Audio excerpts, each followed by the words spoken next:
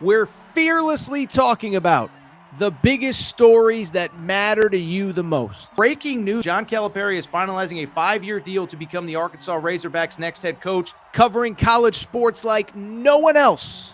The biggest guests in sports. We now welcome in Hall of Famer Jim Calhoun. Such a pride I had, I came to connect. The legend, Tim Tebow, joins us. We'll run it back. I like it. The legend, Herschel Walker.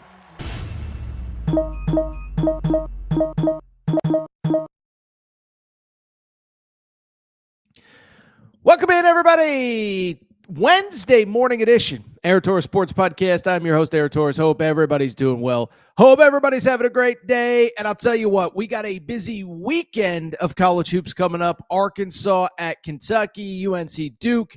But I'd be remiss if we did not talk about a busy Tuesday night in college hoops, and really a busy last couple days as this sport is starting to take center stage. We got one football game left until August, and man, oh man, Tuesday night was awesome. And to be honest, Monday night was awesome as well. We're going to open another top 25 win for Kentucky. They go on the road, double-figure underdog against Tennessee. It does not matter, baby. They get the victory. We'll discuss that. From there, kind of the opposite. Thrill of victory, agony of defeat. UNC going into that Duke game takes yet another loss. And listen, I don't know if we're quite on Hubert Davis watch yet, but we're getting pretty close. We'll talk about some of the other results of the last couple days. Arizona, Caleb Love, that buzzer beater to force overtime. Michigan State quietly playing well. Louisville, BYU, 3 wins in a row. So we got a lot to discuss. By the way, on Thursday morning, we will be live again. Maybe Thursday afternoon. We'll see. But the point being, John Neighbors, Arkansas Razorbacks beat writer, YouTube guy, podcast guy, will be joining us. And it'll be full speed ahead, looking ahead to John Calipari's return to Rupp Arena on Saturday. But today, it does feel like we got to go ahead and focus on what happened on Tuesday. Before we get started, a couple quick reminders. As always, make sure that you are subscribed to the Aaron Torres Pod YouTube channel. New clips, new videos going up every single day. Darn it, do we appreciate your support. But here's the thing. We are closing in on 50,000 subscribers on YouTube. If you are not subscribed, if you're finding one of these videos, do me a favor. We're at 49.4. We could get to 50,000 by Valentine's Day. Need your support. Make sure that you're subscribed. Also, make sure to rate, review the show, all that good stuff. If you want to leave a 5-star rating and review, go ahead and do that. You can do that on Apple, Spotify, etc. Before we get started, I do also want to thank our partners. I want to thank our friends. And you know what? I want to thank Collie Puffs and ColliePuffs.com, okay? So listen, it's a new year. You're trying to be more responsible. Heck, right after we get done doing this podcast, I'm going to walk the dog and then go to the gym because Torres is getting a little round in the face, okay? But I bring it up to say you want to eat healthier, you want to be more responsible. Well, guess what? Here is the best way to do that. How about you find a snack food that is both healthy but also delicious as well? Yeah, you already know Torres is talking about Collie Puffs and ColliePuffs.com. Okay, so I've told you the story on this company, family-owned company, not far from where I live in California. Joey's a football fan. And basically, was sitting on the couch one day trying to figure out, I need something healthy for myself while I'm eating, while I'm tailgating, while I'm watching games. But I need something healthy for my kids that they will also enjoy as well. It has to taste good too. And that's how he came up with Collie Puffs. Baked, not fried, avocado oil, no grease, healthy ingredients. But the best part is they taste freaking delicious, people. If you need more information or you want to find out more, all you got to do, visit ColliePuffs.com. That's CAULIPUFFS.com, ColliePuffs.com. Also, make sure to go ahead and you can find them on Amazon as well, Amazon.com. You probably have heard of it. You got stuff in your cart already. Throw some Collie Puffs in as well. Tell them Torres sent you. You're going to enjoy them.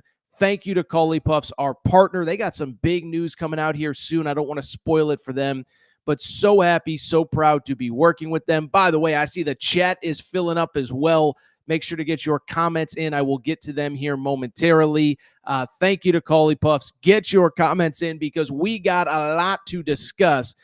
And so with that said, let's go ahead and dive in. There is no more time to waste. So let's go ahead and get to The topic of the day. Topic of the day. Again, throw your comments in. By the way, we will obviously prioritize Super Chat. So if you want to help out the show, Super Chat. But let's get to the topic of the day.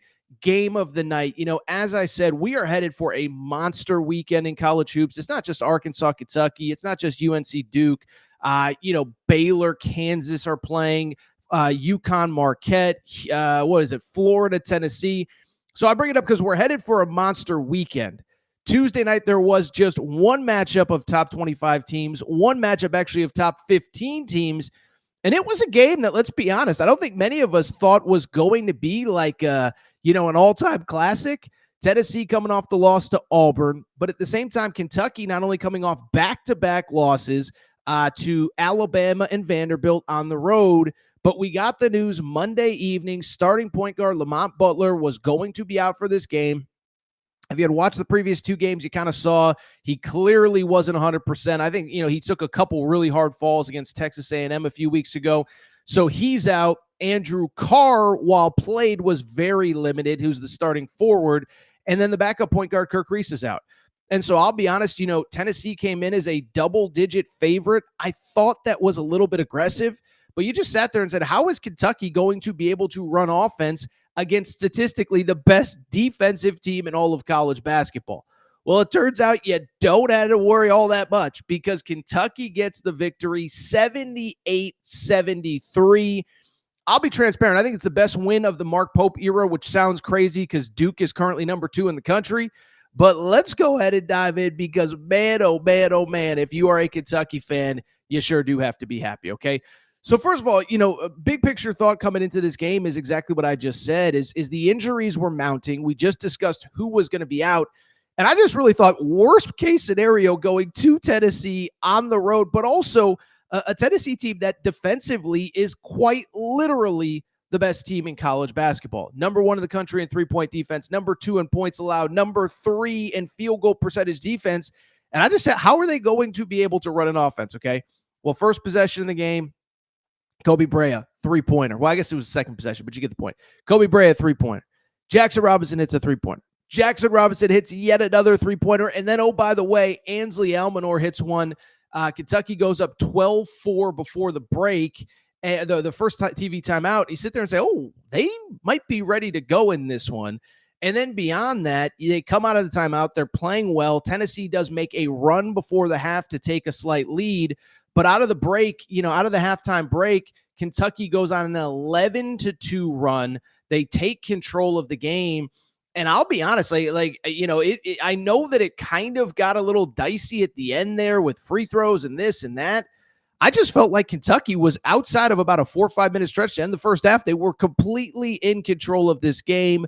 They get the win. There's probably some conversations to have about Tennessee, but right now we got to go ahead and focus on Kentucky, okay?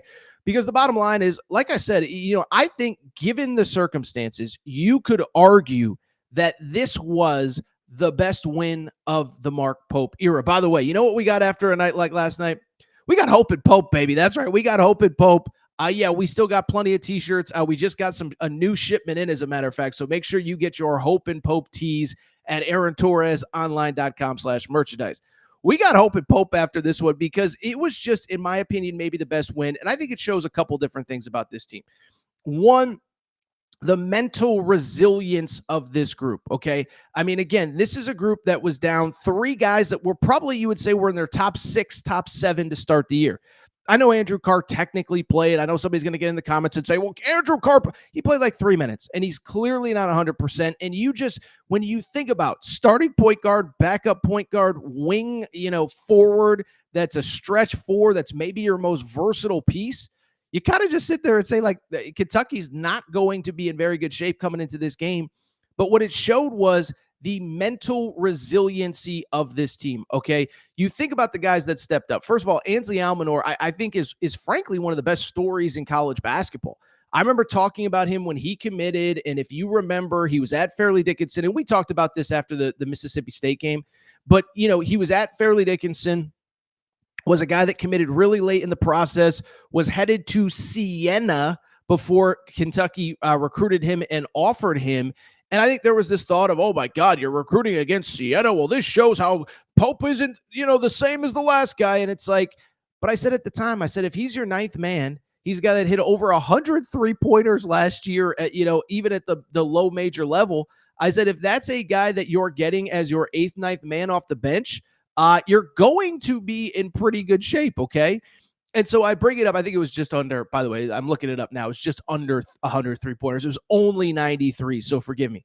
But that guy comes off the bench early, doesn't complain, doesn't whatever. With all the injuries he's thrown into the starting lineup, he gets you some crucial points in this game. And this is what I'm talking about as far as a guy that has found a role and the resilience of this group for him to step up when his team needs him most. By the way, a guy that you thought maybe the 8th, 9th, 10th guy on the team, double figures in 4 of the last 5 games as he has been called into action. Beyond that, how about Trent Noah? Trent Noah, if you remember, freshman from the state of Kentucky, wasn't recruited by the previous coaching staff, was committed to South Carolina. And I will tell you, when Pope took over, I started to hear some buzz of like, this kid wants to be at Kentucky. Is there a way for him to get out of his scholarship, whatever, blah, blah, blah, blah, blah. And he gets out of his scholarship. He ends up decommitting from South Carolina. But how about this? This kid had not played in an SEC game until last Saturday, comes off the bench on Tuesday, only his second SEC appearance as a Kentucky Wildcat, hadn't played much the last few weeks, has 5 big points, including a 3-pointer, early. It was a huge confidence boost. And you could see, like, when he hit that 3-pointer, the whole bench was just like, oh, we are not losing this game.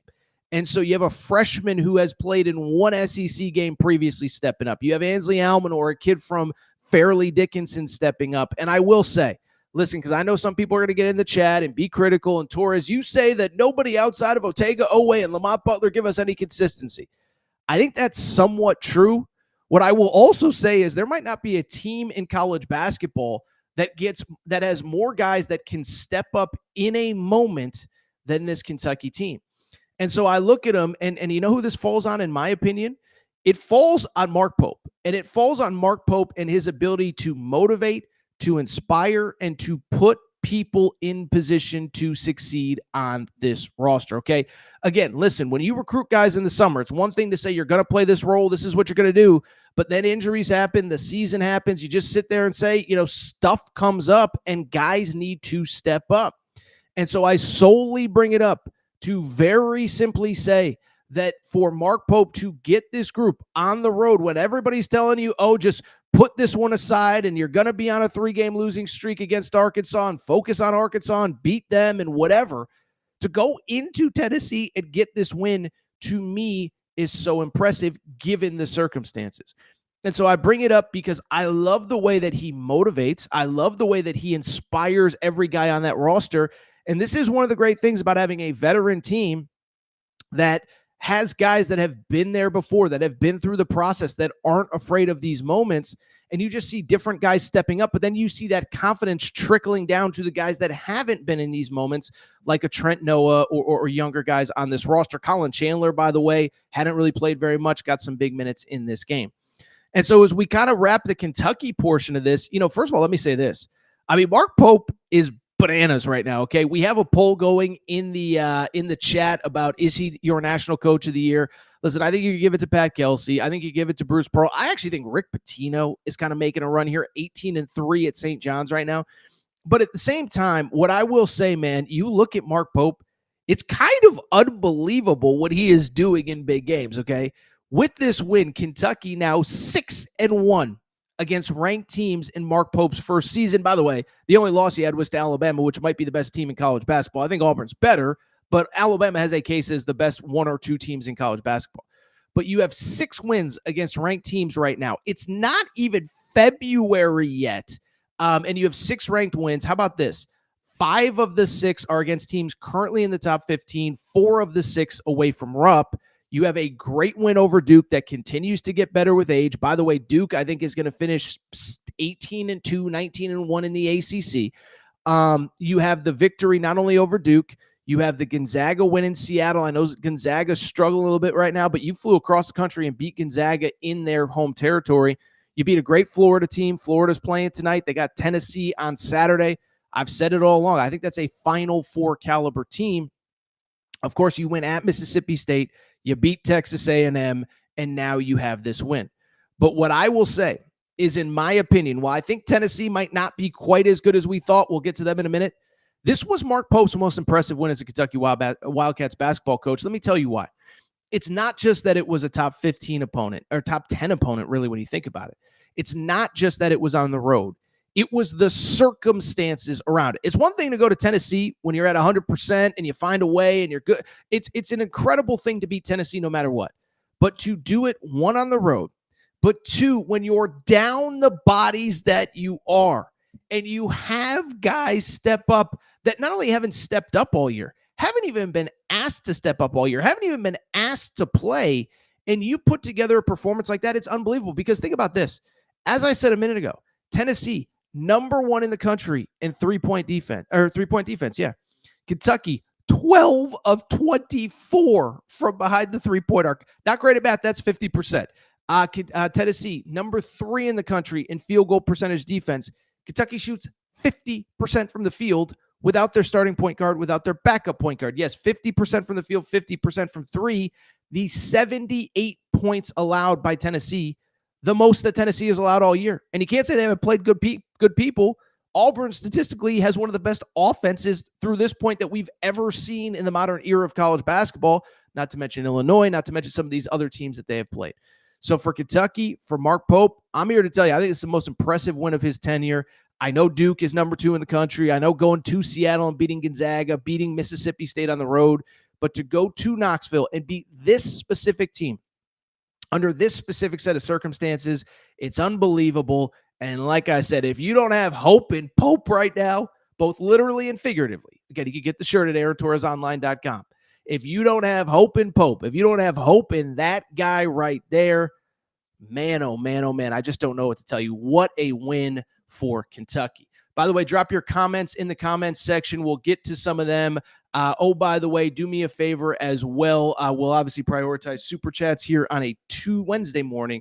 Really quickly, I just want to take half a second to talk Tennessee. I don't want to be super negative on Tennessee on a Monday, but I do think, in my opinion, I do think that, I think it's time to maybe reevaluate, reassess kind of what we think about Tennessee. Now, again, I know what everybody's going to say is, Torres, you're taking away from Kentucky's win. That's not what I'm doing at all. But I think as we get deeper and deeper into the season, I think there's a few factors with Tennessee. I think they're really good defensively, as I just said, statistically one of the best defenses in college basketball. But I think offensively, we have to be honest and say that they're kind of back to that old school Rick Barnes vibe that they've had the last few years. And it's funny because I was on radio in Knoxville on Tuesday before this game, and we talked a lot about this. Listen, last year was the best version of a Rick Barnes team at Tennessee because they were great defensively, as they always are. But then offensively, they had this guy named Dalton Knecht who ended up being an All-American, and he should have been a top 10 pick in the draft, okay? And so Dalton Knecht leaves, and you kind of wonder, is the offense going to take a step back? It does, but you also hope that some of your transfers could step up, most notably Chaz Lanier, who actually chose Tennessee over Kentucky, ironically enough. But you sat there and you said, man, oh man, can Chaz Lanier be some version of Dalton Knecht? And he was early. First, I think, probably 14 or so games of the year, averaged well over 20 points per game. I think you could argue he was kind of playing at a first-team All-American level. Well, last 7 or 8 games, as Tennessee has struggled, Tennessee now 4-4 in the SEC. He's averaging about 12 and a half. And so you don't have to be great at math to know if your best scorer goes from 20 points a game to 12, that changes a lot of variables and a lot of dynamics, especially, by the way, when you lose by 5 to Kentucky, by 2 to Auburn, and also by 1 to Vanderbilt. And so with Chaz Lanier taking a step back, I think we kind of know who Tennessee is. Is there a team that is great defensively, but I just don't know if they have enough juice and enough mojo offensively to consistently get the job done and consistently do what they need to do to beat the best teams in the SEC. I think the other factor is, and I know what you'll say if you're a Tennessee fan defending the team, well, we just played down to the wire against the best team in the SEC. I get that. I do. But at the same time, like I do go back a little bit to the non-con, and I do wonder if maybe, just maybe, we overrated them a little bit. You look at a lot of those wins. They beat Baylor without VJ Edgecombe when they were in the Bahamas. They beat Virginia, who's not very good. Beat Syracuse, who's certainly not very good. And they also, the one good win was at Illinois. That was a weird game. That was a buzzer beater, a million fouls, whatever. And I don't want to dismiss an incredible win. I'm just here to say that as SEC play has gone on, you can tell they've maybe regressed a little bit. So I think with Tennessee, I think we just have to be honest, right? I think if I'm ranking SEC teams right now as of today, Alabama, Auburn are right there at the top. Florida's there. Kentucky is certainly there. And then I think Tennessee has to be in a tier below. Doesn't mean they're a terrible team. Doesn't mean they're the worst team that's ever walked the face of the earth. But I do worry a little bit about this team going forward. All right, this is what we're going to do. We're going to take a quick break, come back. When we come back, we got a lot of college hoops still to talk about. UNC, Hubert Davis, woof. Remember Buzz, his girlfriend, woof. That's Hubert Davis right now. UNC loses again. We'll talk about some of the other news and notes from Tuesday and Monday in college hoops. Arizona's wild win, BYU. Did you see who was at the BYU game the other day? By the way, we'll discuss that. And I might even have a little college football topic that I want to touch on really quick, but we got to focus on basketball. We'll take a quick break. We'll be right back. All right, we're going to get back to the show in a minute, but before we do, many of you ask me all the time, Torres, what can I do to help support the show? You give me hours and hours and hours of content every single week. What can I do to help you? Well, I'll tell you what, do me a quick favor. Check out the Aaron Torres Media merchandise store for all of your team-specific shirts, hats, and more, all available at aarontorresonline.com/merchandise. A lot of you wondering, Torres, what can I get in that merch store? Well, first of all, we got our brand new Hope and Pope Kentucky basketball t-shirts. That's right. Mark Pope has arrived. He is here to save the day. Get your Hope and Pope t-shirts there. Also, Arkansas fans, the Big Pig Invasion is here. You can get your tees there. Basketball School Alabama shirts. More Hurley 2024 UConn shirts for your tailgates at Rentschler Field, your games at the XL Center or Gamble. And oh, by the way, your Mike effing Woodson gear for Indiana. If you love football, we got you covered too. We got more Dion shirts and hats than we even know what to do with. The freeze warning has hit the plains. Auburn fans, grab your freeze warning tees now. And of course, our new era, new rules shirt applies to Nebraska football and its incredible fan base. We have more coming for the fall, plenty in stock right now. So make sure to check out the Aaron Torres Media merch store at aarontorresonline.com/merchandise. And you can always hit me up with any questions. Aaron Torres Podcast. All right, everybody. I'm back. Good to be back. So do want to go ahead. Do want to switch gears. By the way, I saw somebody is headed to work. Good luck at work. You can still listen on the phone or whenever when you get into the car, but chat is humming. Appreciate everybody's support. Awesome crowd. We got to get into the rest of a busy Tuesday night in college hoops. So let's go ahead and dive in. And it's funny, I was thinking about this. What's the old saying? Disney, a wide world of sports, the thrill of victory, the agony of defeat. Well, I bring it up because the thrill of victory, certainly for Kentucky and Knoxville, the agony of defeat for North Carolina as they go to Pitt. Frankly, this was really one of North Carolina's last really good wins, really good opportunities to pick up a good win. This would have been a quad one win. I don't like to get analytically nerdy here in January, but this was sort of an important game. Well, they go to Pitt. They lose 73-65. And man, oh man, North Carolina ain't good. And I think we got to have a talk about Hubert Davis and his future as North Carolina with this loss falls to 13-9 overall, 6-4 in what is frankly, I'd call it pretty much the worst ACC of any of our lives. Okay. And so listen, I could spend, 15 minutes breaking down this entire game. And in, the 6-minute mark, this happened, and the 12-minute mark, that happened. But let's be honest. Basically, this game was just a metaphor for pretty much everything that is wrong with North Carolina all season long.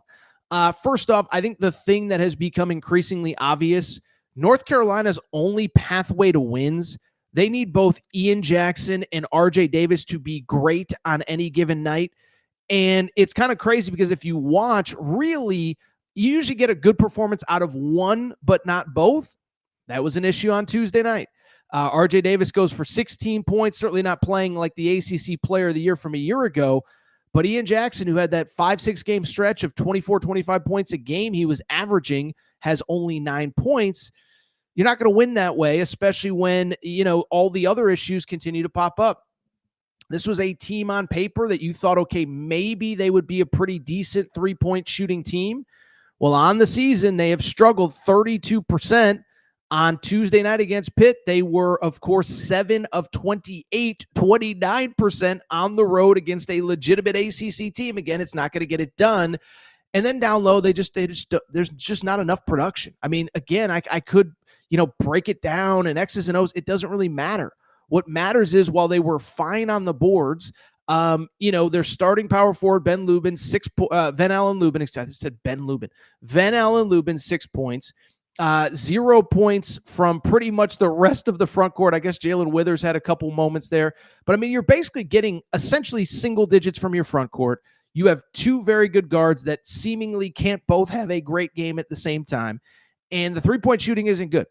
I'm not I'm no John Wooden here when it comes to, understanding every nuance of basketball. But when your two best scorers don't seemingly ever have a good game together, when you don't shoot the three ball well, and when you get no front court production, that's a tough way to win games in any league, even in a down ACC. And so you look at North Carolina. By the way, incredible find by Matt here. They missed the final 7 shots of the game, one of their final 11 from the field. That is insane, okay?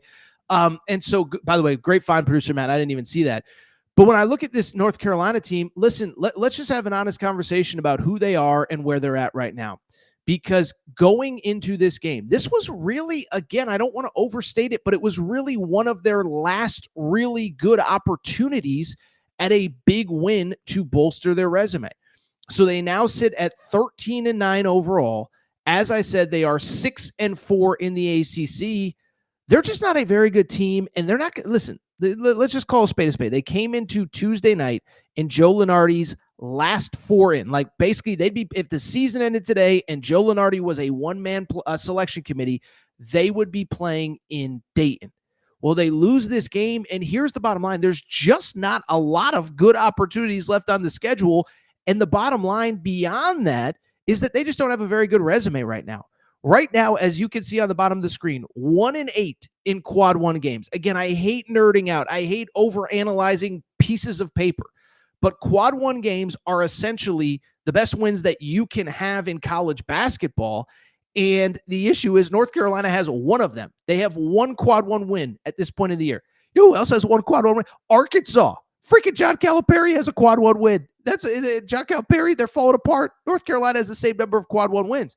Now, they played a tough schedule. They should be given the benefit of the doubt because they played Alabama. They played Auburn. They played UCLA on a neutral. They played Florida on a neutral. But you got to win some of them, right? I always use this analogy. John Calipari used to say this about his shooters. I don't need you to make them all, but you can't miss them all either.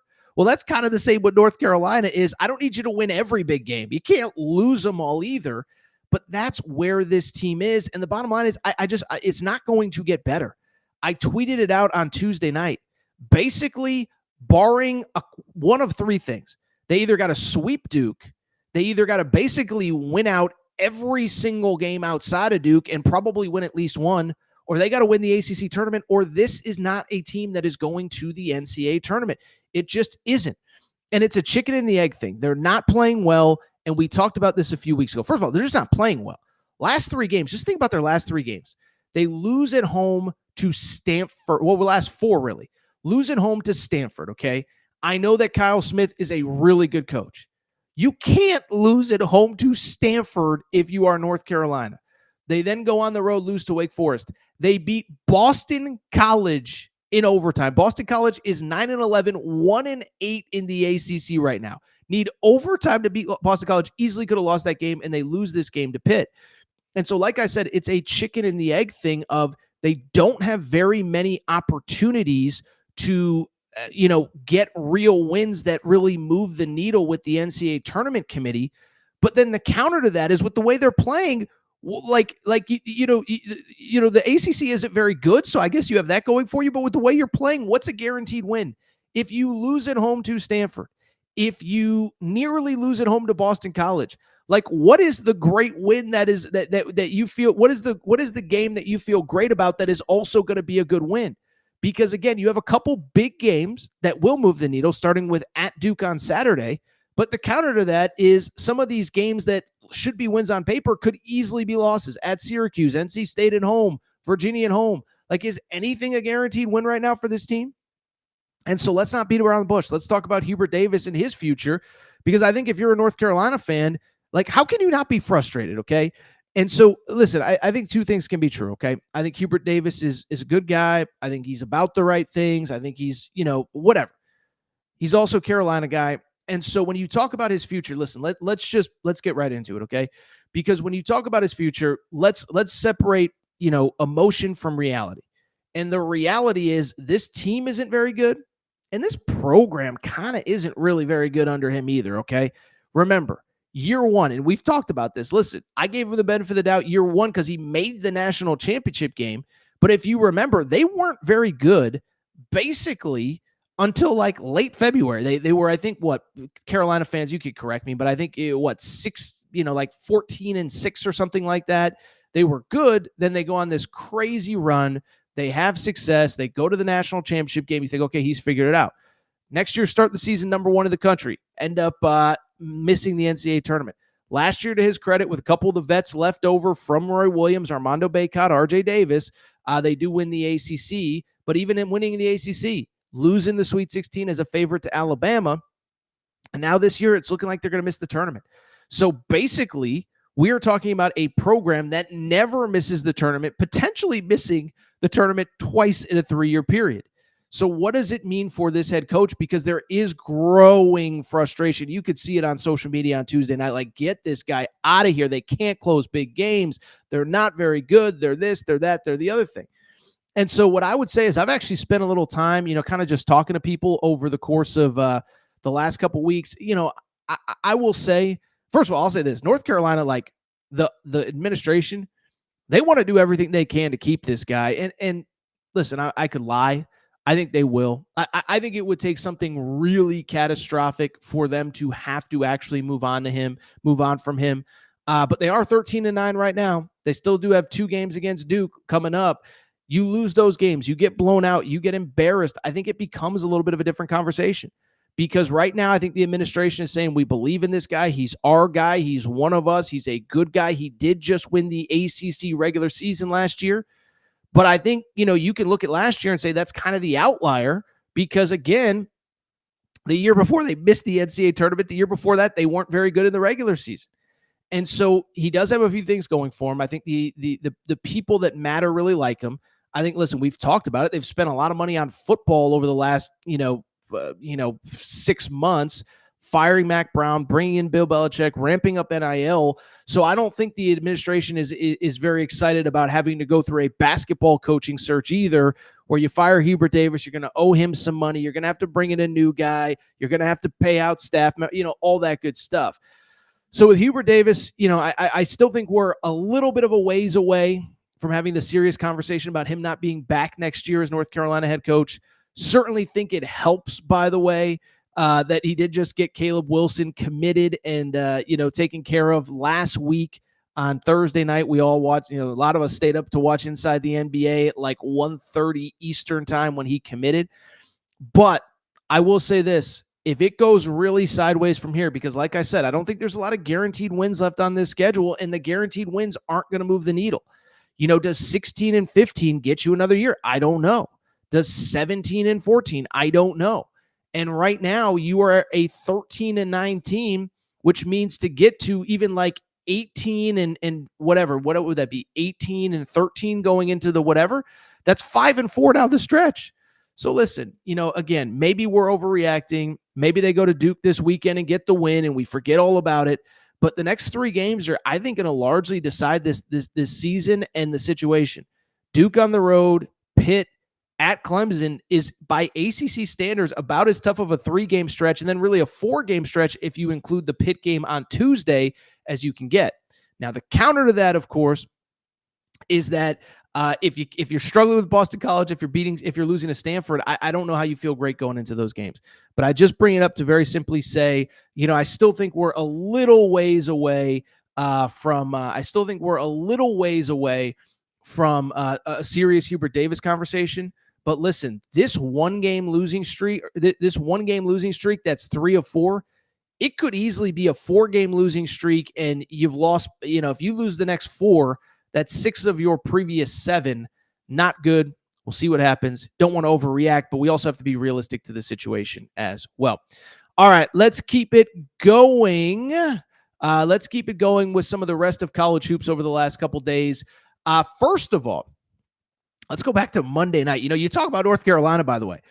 Caleb Love, former North Carolina Tar Heel. Well, if you watch this game, if you were up, this was another late tip. The Big 12 has taken advantage of having these West Coast TV windows. It's what we talked about a lot when the Big 12 was actually going through expansion. Well, I bring it up because Arizona played Iowa State 10:30 Eastern tip-off on Monday night. By the way, shout out to Scott Van Pelt. Why was Scott Van Pelt working on a Monday? They didn't come on air until almost 2 a.m. Eastern time. ESPN, can you give the man a day off? I know he gets paid a lot of money, but my poor guy probably worked 8 straight days with the NFL playoffs and everything going on. Can you get Scott Van Pelt a night off? Didn't need to be there on Monday night, but I bring it up because before we got to Scott Van Pelt, wild game, Iowa State traveling to Arizona, really kind of a back and forth game. Iowa State ranked number 3 in the country. Arizona's not ranked, although I think they should be. Well, I bring it up very simply to say, wild finish. Arizona misses a bucket out of a timeout. Josh Jefferson goes to the foul line. He makes 1 of 2. Arizona trails by 3 points with 3 seconds to go. You think this one is over. You think Arizona's about to take another loss. Caleb Love had some other ideas. Del Orso's got to go down the court. 3-point game. Too far. Here's Love for the tie.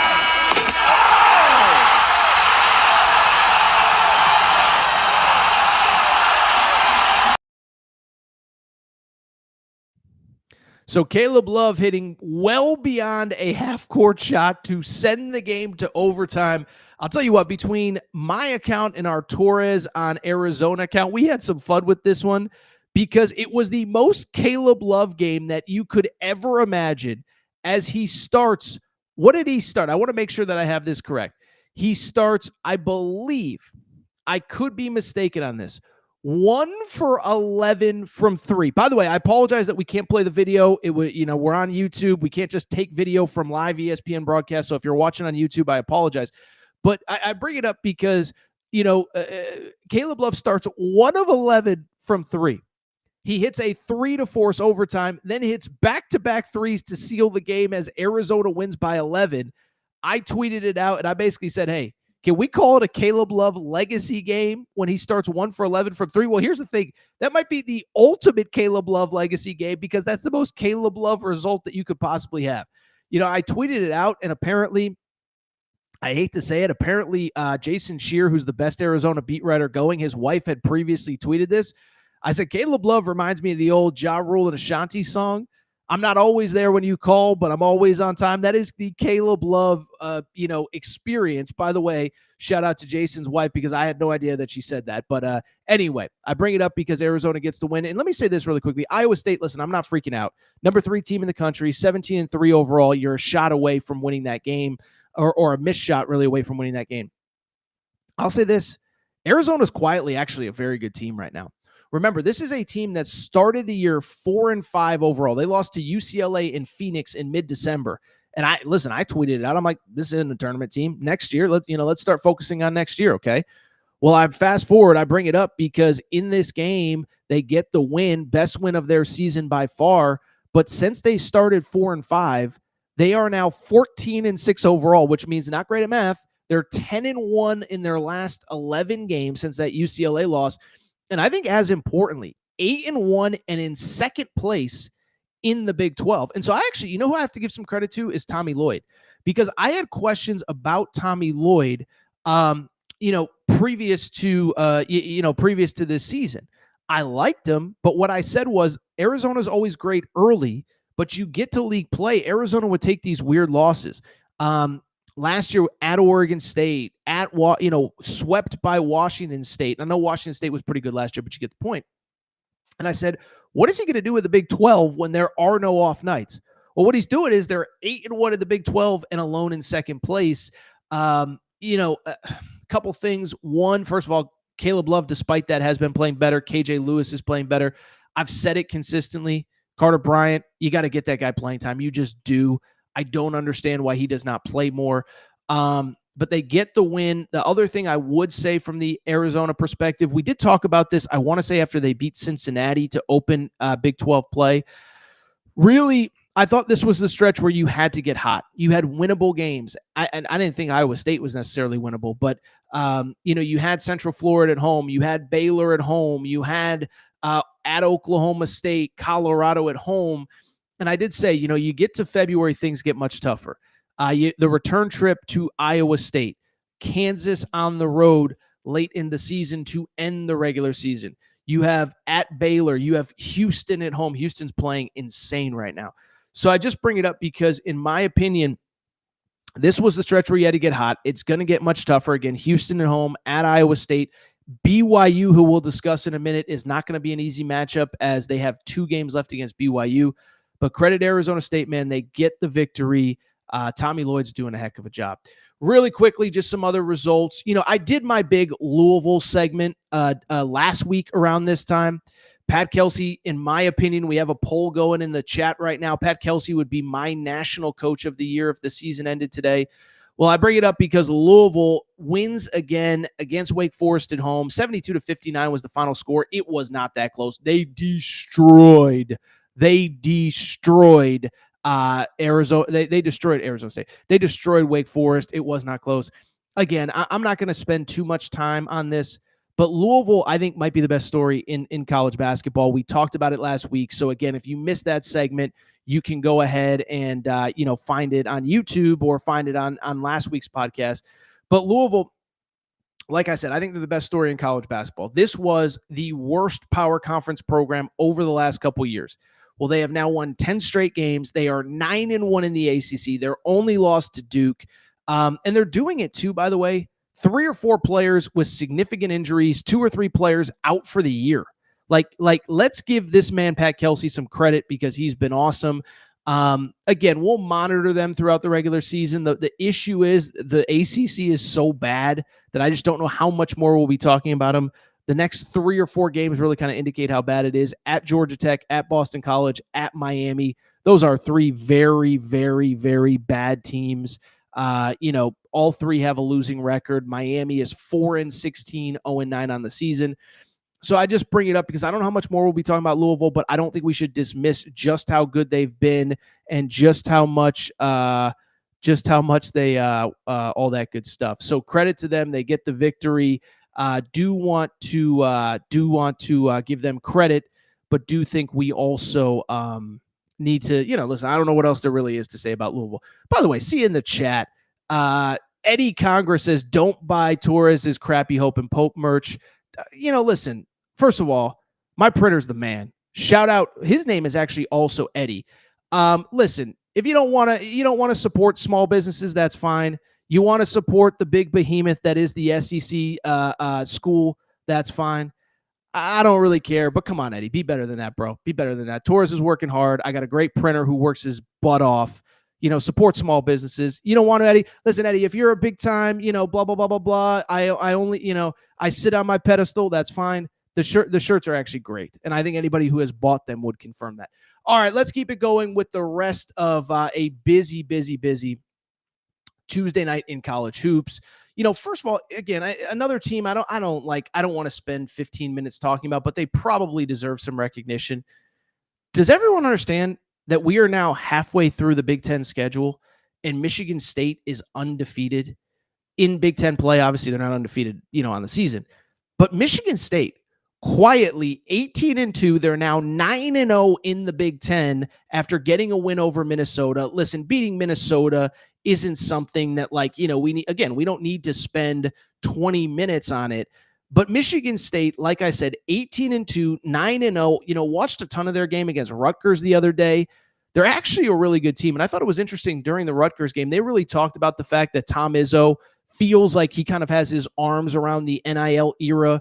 We've seen Tony Bennett retire, and we've seen Jay Wright retire. We've seen Roy Williams retire, all that good stuff. And I sit there and say that because, to me, Izzo was kind of like that guy of, like, is he really going to be 2 feet in on this NIL stuff?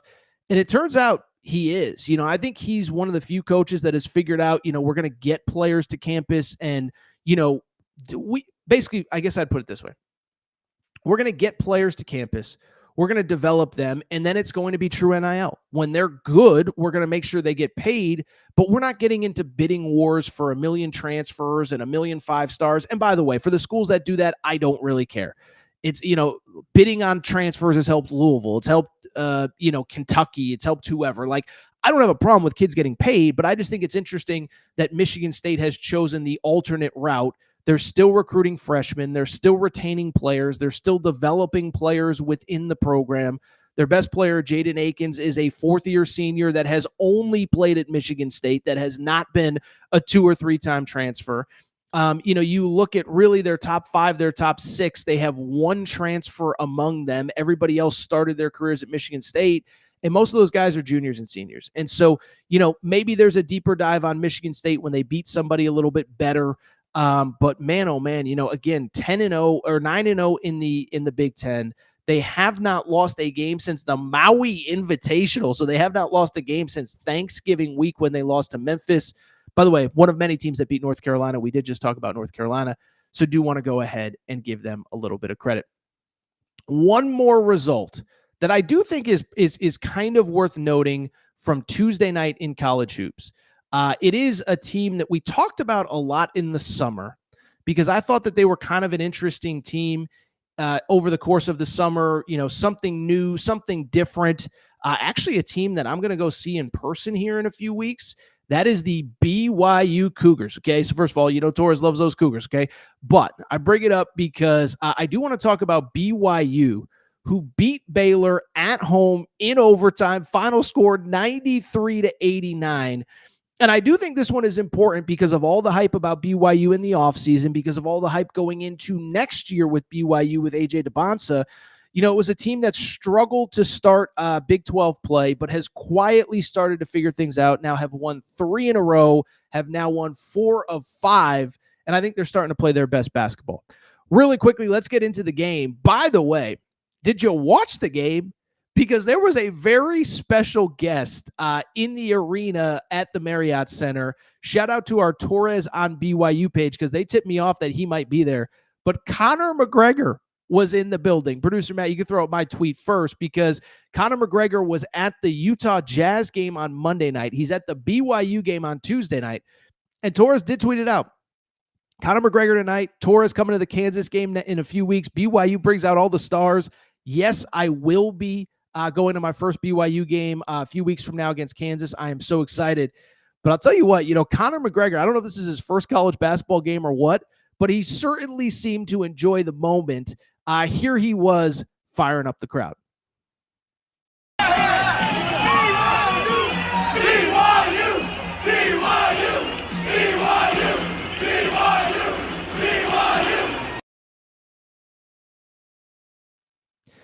Absolutely love that. So that video was courtesy of a fan named Robbie Ferguson. So I want to make sure and give him a quick shout out.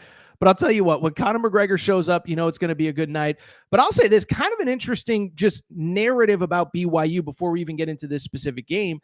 Because like I said, there was a lot of excitement. I think from BYU fans, there was a lot of excitement in the offseason. New head coach, Kevin Young. And he did an incredible job recruiting. Brought in Yegor Demin, who's projected to be a lottery pick from Russia. Did great work in the portal. Brought in Cannon Catchings, the 5-star recruit who was committed to Purdue. Obviously, you start to hear the AJ DeBonsa buzz over the summer. And I think for a BYU fan, they were as excited about BYU basketball as maybe they've ever been. I mean, I forget all the stats, but I think they sold out their entire season ticket allotment before the season started. The AJ DeBonsa buzz, as I said, picks up full steam. But what I'll also say is I don't think that I necessarily realized kind of how concerned the fan base got about the middle of the year, because they were fine in the out of conference. They lose to Ole Miss. They lose at Providence. They were fine in the out of conference, but they then proceed to open Big 12 play with a win over Arizona State at home on New Year's Eve, because I remember watching that game. And then they lose 3 straight games after that. And at one point they're 10-5. And I do think there were just some questions. I went on my buddy Ben Criddle's show in Provo, and he was kind of asking me about the dynamic of, you have 4 returning players with a lot of experience: Richie Saunders, Dallin Hall, a few others. I'm just blanking on the names, to be perfectly honest. But then the counter to that is you have these 5-star freshmen that you want to feature and that you've promised. And how do you find that balancing act? And so at one point, BYU was 10-5. It is worth noting, of the losses that they had, really the only one that was really bad was Houston. But Houston's an awesome team, and I thought that was a tough matchup for them. You lose by 5 to a good Texas Tech team. You lose by 4 on the road to TCU. I watched that game. It easily could have gone either way. But I do think there was a concern. And so I give Kevin Young credit. He actually put Cannon Catchings on the bench, 5-star freshman. And what was interesting about that move is that Cannon Catchings not only had the best game of his career on Tuesday night. He had statistically one of the best games for a freshman in college basketball history. Okay. He finished the game. How about this? And producer Matt has the stats up. Off the bench, 8 of 8 from the field, 4 of 4 from the 3-point line, 3 of 3 from the free throw line. That is the most field goals made without a miss as a freshman, not only in BYU history, but it's the first time this century that it happened. And so, listen, I haven't checked in with anybody on BYU. I don't know what went into the decision on this, but I do give Kevin Young credit. You make promise. I don't want to say promises because that sounds like negative, but you tell a kid, hey, we're going to come here. We're going to trust in you. You're a 5-star. We believe in you. But he struggles. And I think maybe put him on the bench to just, I don't think of it as a negative thing, but instead I think of it as the exact opposite. I think of it as Kevin Young saying, catch your breath. You're going to be okay. We believe in you. You're going to be fine. Just recalibrate. We're going to be fine. You're going to be fine. We believe in you. And now you get the best version of Cannon Catchings going forward. As I mentioned, we do have a Torres on BYU page, so make sure you're following that on Twitter, Torres on BYU. And really quickly, I would say, BYU all of a sudden looks like a much different team with a much different resume than they did a few weeks ago. They beat Baylor on Tuesday at home. I think that's their best win. But as I said, they've quietly won 4 of their last 5 in the Big 12, playing really good basketball. And I think probably the next 2 weeks or so really, in my opinion, defines, are they really an NCAA tournament team or not? This weekend at UCF, I know UCF is no pushover. That's a game you got to win, though. UCF is playing pretty well in the Big 12. They nearly won at Kansas on Tuesday night. Kansas was without DeJuan Harris. But Central Florida is 4-5 in the Big 12. They won at Texas Tech a few weeks ago, taking care of the bottom half of the league. That's a game you have to go on the road and win if you're BYU. Then from there, Arizona at home next week is going to be tough, but we know the Marriott Center is going to be rocking. Then you have another East Coast road trip at Cincinnati, at West Virginia. West Virginia is obviously the better of those 2 teams right now as Cincinnati continues to tumble. I think you go 3-1 in that stretch, you're going to be an NCAA tournament team. You go 2-2, it might be a little tough on the back half of the schedule because, as I said, you still have Kansas. You still have a return trip to Arizona. You still have a game against Iowa State on the road. So, again, can you go 3-1 over that final stretch, over that next stretch? If you do, I think you're a tournament team, but just want to give this team a little bit of credit. It has won 4 or 5. The only loss, by the way, an overtime loss by 1 point. Their 3 Big 12 games and 3 Big 12 losses are by a combined, let's see here, 5, about 10 points or so. And so they're not that far off from being a really good team. We'll see if they can continue to stay hot this weekend against UCF and then again have Arizona at home next Tuesday. That should be a really fun one as well. We'll see if Conor McGregor's there. Should mention, as always, again, not only the Torres on BYU account, but I will be there for the Kansas game on February 18th. I cannot wait for my first trip to Provo. Really quickly, producer Matt, any interesting comments? I think I have one. I do think I have one football topic I want to get to really quick. So first of all, thank you to Dev, who has my back. Eddie's calling out the Hope and Pope t-shirts. It's like, dude, we're working hard to get you some stuff that you like. Dev says LMO at Eddie buys Fanatics, but doesn't realize they steal from smaller brands. Listen, man, you don't want to buy a t-shirt, don't buy a t-shirt. But come on, man, we're working hard. By the way, my t-shirt guy is a freaking monster. And I'd add this too, like, not trying to make anybody feel bad for anybody, but my t-shirt guy lost power for about 5 days during the California situation. His house is fine, but I just bring it up to say, like, that dude busts his butt. I bust my butt. If you don't want to buy a t-shirt, don't. But like the idea that, I'm going to go to the Kentucky team store and spend $80. It's like, okay, dude, do you, whatever, buddy.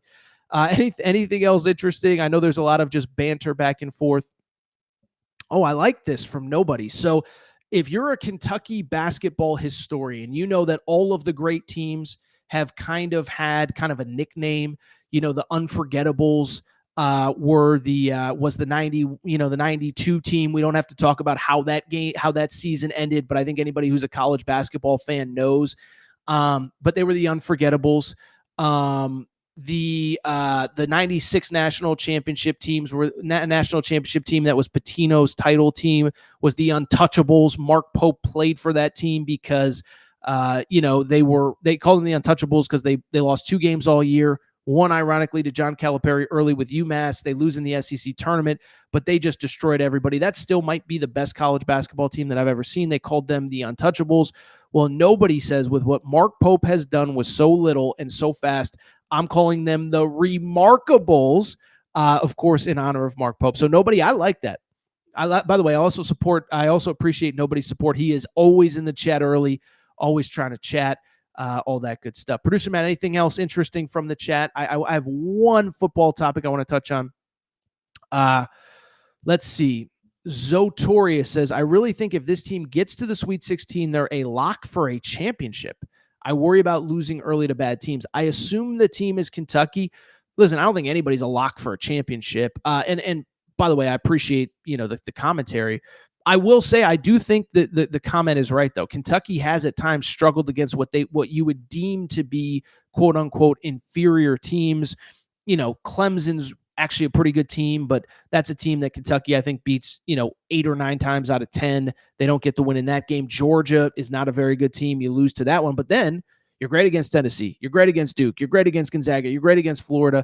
So I think there's something to Zotorius's thought that maybe this team plays its best against inferior competition. Anything else? One more. All right, I'll tell you what. This is what I want to go ahead and do. We're kind of now at the point where we're focused on mostly all things college basketball, but I think every once in a while there's going to be a college football topic that I think is at least just worth addressing. And I saw something on Tuesday that I do think is kind of worth talking about really quick, and that is that we're talking about the negativity with the North Carolina football team or the North Carolina basketball team. But the positive is you got that guy, Bill freaking Belichick, as the North Carolina football coach, okay? And so I saw something the other day that I want to just talk about really quick. But what I think is interesting and why I thought it was interesting was this. When Bill Belichick got the North Carolina head coaching job, I thought one of my big questions was, is he going to be willing to work when it comes to recruiting? Again, nobody questions the scheme. Nobody questions his player development, his eye for talent. But to get the players that you need to compete at the highest level, and I don't think Bill Belichick is coming to finish in 4th in the ACC.